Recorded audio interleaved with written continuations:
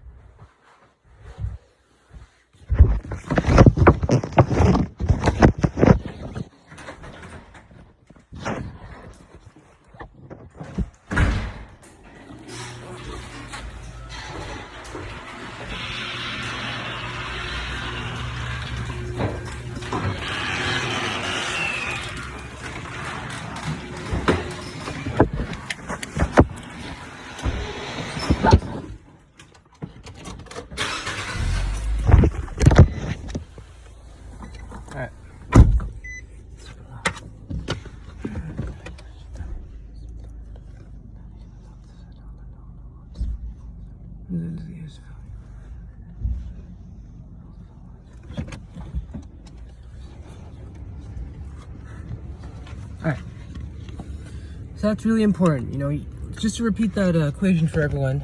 I mean, I found it, I was writing it down when he was talking about it, right? Avoidance leads to a vicious cycle. So I'll give you an example that happens to me before I was taking psychology and exposure therapy, mindfulness and relaxation exercises, and this whole thing I've been learning about psychology in general and my mental health in particular, all of this, right? Before I learned about all this is what I would do. I would smoke weed, and then I didn't have any tools to face my anxiety, so it would lead to me an increase in my choking phobia. And you couple that with my lack of willingness to accept psychological help, right? I'm going to be honest with you. That's going to lead to, as I wrote down right here, more anxiety, less exposures that you do, and in my case, lower nutrition, which obviously leads to anxiety, and an increase in hunger. So these are horrible things no one wants to have, especially for someone who has a specific phobia like choking phobia.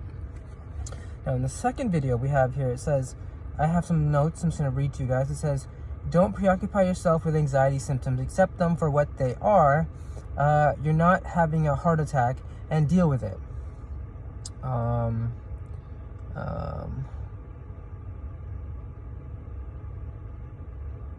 So, for example, when people, for example, get panic attacks, I know for me, it feels like you're dying, right?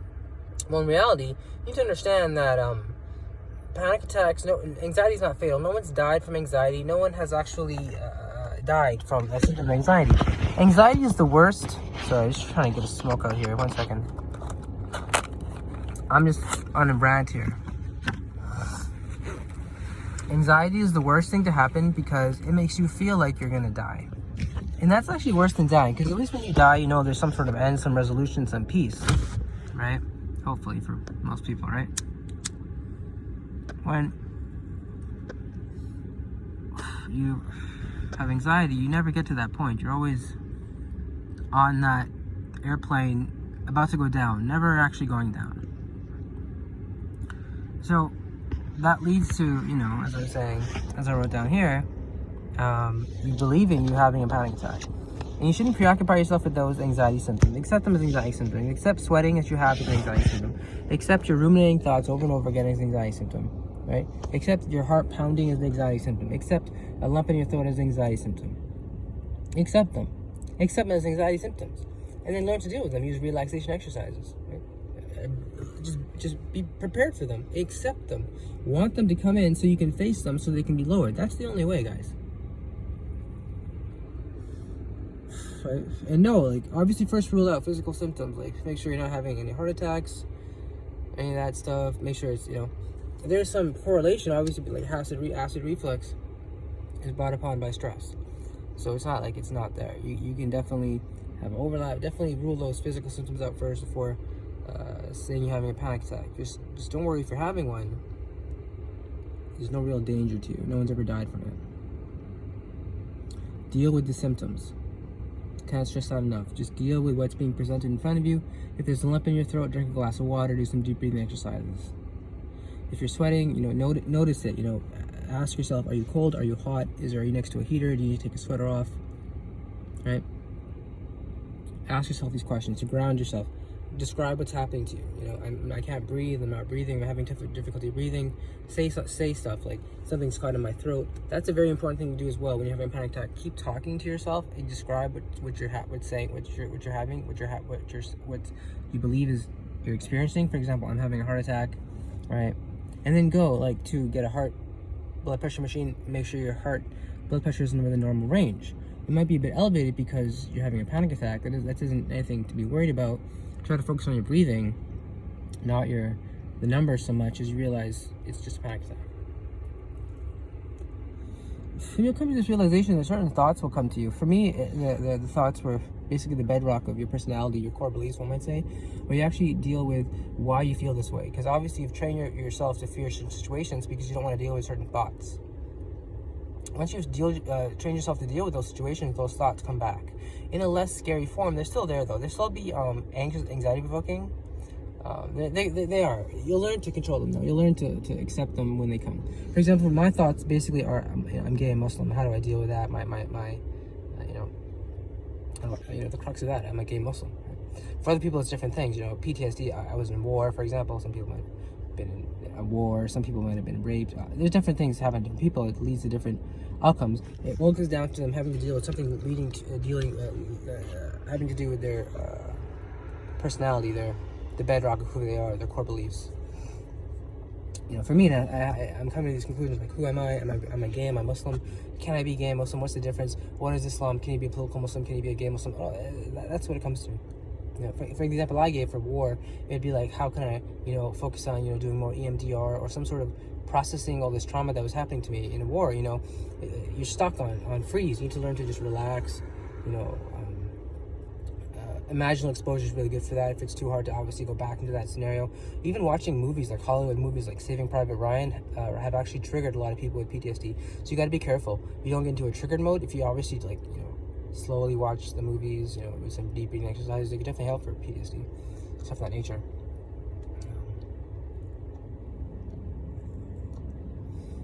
Ken Burns is a good documentary on World War II.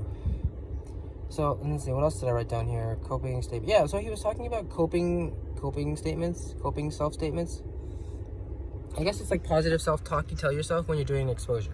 For me, it was, it depends. When I'm doing my exposures, so I have to tell myself sometimes, at the beginning, definitely, it helped a lot. The coping self-statement, this is my medicine. Because it's coupled with me eating, swallowing, right? Usually when you take medicine, you're eating or swallowing it. So when I'm eating my food, I tell myself, this is my medicine, this is, what you need to take. This is what. For other people, it can be different things. It could be, for example, other ones is like anxiety is not dangerous. I found that to help somewhat. For example, I don't know, for plane rides, you could say something like, you rattle off statistics of how safe plane flying is. Like 5.1 million, I'm just making this up, people fly on airplanes every day, and you can even look up your airline, last time it had an accident, all these things. And even, I'm not superstitious. If you want to be superstitious, you can say things like, don't fly on Friday the 13th, do that, it's fine, if that's what you want to believe. As long as you're doing that because you want to do the exposure, not because you believe, you're going to die, right? You need to be safe, you need to feel safe. Right? If that's too much for you, try those flight simulator games. Those are really helpful too. Imagine you're a pilot or you're someone in the someone so special in the cockpit just watching. Man, you just put the plane on autopilot. This is really, I heard these games are on Steam, which is on a PC. They are also on Xbox. And as you guys were seeing, there's also virtual reality that was helping with phobias. I haven't really clicked on any of those videos or researched them. You know, I guess we'll have to do research them together if we ever get to that point. Like, I was at Walmart yesterday looking for something, and I found these virtual reality headsets. I didn't buy one, you know, because I'm poor. And it was really interesting. They were talking about how, you know, in YouTube, how people use those to help with their phobias, using virtual headsets. You know, I think it's for dog phobias and stuff like that. Huge. Great progress. Definitely great. So remember, try to come up with positive statements. One of them that really helped for me, I remember, especially when I was going through my social anxiety, was let's create some positivity and love right here, right now. Like, they're kind of like positive mantras, except they're not positive mantras because you need to actually believe them fully and not just be able to just repeat them over and over again. So that's a positive mantra. I don't really have any good ones besides the one specific to my phobia, which is, you know, this is my medicine. I try to say that over and over again. When I'm doing it, when my anxiety is really high and, you know, my deep breathing is working and, you know, I'm not living my anxiety and being mindful and whatnot. So that's that. Yeah. Sorry if there was a delay in uploading the second video from the first video. I just got delayed. I had to do some things, you know. I just got distracted. So update on what's going on in my life before I end. Let's talk about the case of the Xbox One headset that never worked. So my brother gave me an Xbox One for my birthday, and this is one of the older ones. This is the older ones. I want to connect it to a monitor I bought on Boxing Day. A really nice monitor I bought on Boxing Day. 27-inch monitor, curved, works beautifully. And I wanted to connect that to, you know, a headset so I can get some audio playing. Usually I had it through my TV. And I tried to get this headset from Best Buy. It didn't work. It worked in the beginning, and then it didn't work. So then I did a whole full wipe reset of the Xbox One console. After I did that, it worked. It started working. Then I accidentally turned the console off, I guess, quote unquote, air quotes. I'm saying air quotes the wrong way, and air quotes. And so then, you know, ended up in me, you know, having to experience the headset not working again. So I said, screw this. And then I read some reviews on this headset, and they actually said from people who actually bought it around the same time I bought it on a forum where you could buy it. I think it was like Walmart or Best Buy. Basically saying they all got a bad batch. And mine stopped working after a while. Mine stopped working after a while. All these different people were saying it. So I went back to Best Buy. They returned it for me. Very happy. I went to Walmart a couple days later, and I bought another headset. This was like a cheap one for $20. Thought it was gonna work. It plugged in, no audio. I realized that headset only transmit chat, not audio. And then that's when I realized this whole case of I'm racking my brain is trying to figure out, because it's been about 4 or 5 days since I've actually had audio on my Xbox One. It's bordering on a week now. I'm thinking about going back to my TV because I just don't know what to do now. I'm at this point now where I just don't know what to do because I went and got this third headset now. And I realized midway through researching it, after I bought it, basically, after I realized I didn't even start it, put it in the box or plug it in, I realized it's not going to work because it didn't have the same cables, because my controller, which is the primary, you know, analog of the audio connection in an Xbox One media system through a HDMI, through a monitor, is an older controller. I need a newer controller, or I need an adapter. So I realized I need to get an official adapter headphone thing from Xbox One website, which they sell for $80. My other option is getting a soundbar, which is about the same price, $8, or I could get a adapter, which is about $50, and apparently very rare to find. And then like any type of headset you want, or you can go no wrong. You can't go wrong and get like a $150 Astro headset, and they'll hook you up. They'll set up everything. So I'm trying to go with like the best budget conscious system. I'm probably gonna go with a headset. I'm leaning towards headset. I thought first soundbar because it's easy, simple to set up. Then I thought I play a lot of those games with the shooter games like Black Ops. So you need the headset to know where everyone is and everything. Especially if they have like those new things like acoustic sensor. I'm getting all nerdy. So you know what I'm saying. I'm probably gonna lean towards the headset. So that's what I'm gonna do probably Tuesday when I get paid.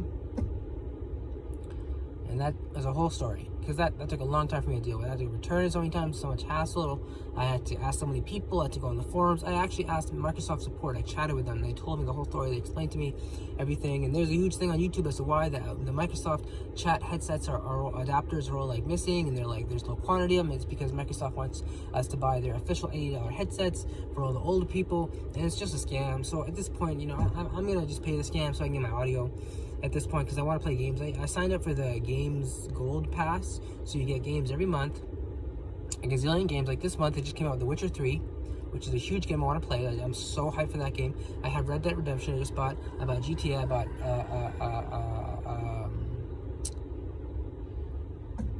Alhamdulillah, what else did I get? I got Life, no, what's that? Outer Worlds game. It's like Fallout. I have a whole bunch of games I want to play. I want to get really into it. I just finished Gears 4. Or I think it was Gears 3. I think it was Gears 4. Highly entertaining. I definitely want to play Gears 5 and Gears 3 and Gears 2. I've only played like only 15 minutes of Gears 1, so I'm a huge fan of those. So that's my story, my life at the moment. Just trying to game and work. As you can see, the weather outside is pretty bad. You can see it's snowing. So I had work earlier. I just said no, I'm not going to go and come to work. It's like minus 17 right now, so I'm going to go to work a bit later in the afternoon when it's a bit less dreary. Other than that, nothing else I'm going to do. Hopefully I'm going to shower in about an hour and, just move my Xbox into my TV. I thought, what I should do? I should delay gratification and leave my Xbox plugged into my monitor with no sound and just leave it there to motivate myself to work harder to be able to afford my Xbox One headset. Here's what I'm thinking. I already have the money for the Xbox One headset. The only problem is I don't get it until Tuesday. So I have to wait until then. The second problem, so I'm thinking that kind of defeats the purpose. Also, I'm thinking, like, what's the point? I have this Xbox One. I should be able to play it and the games I'm playing and everything. I should just hook up for the monitor in the meantime. So I'm just going to end up doing that. It's just such a hassle, because it took such a long time. I set it up to a wired connection. Now I need to unplug that connection and now make it a wireless connection. So I'm going to have slower internet. And it's just a whole hassle. You got to deal with wired connections, especially when you use IPTV. It's such a hassle. Anyway, it's not that big of a deal. At the end of the day, it could be worse. Like, these are first world problems I'm talking about. Like, oh my god, my electronics, I don't know the specific blah, blah, blah.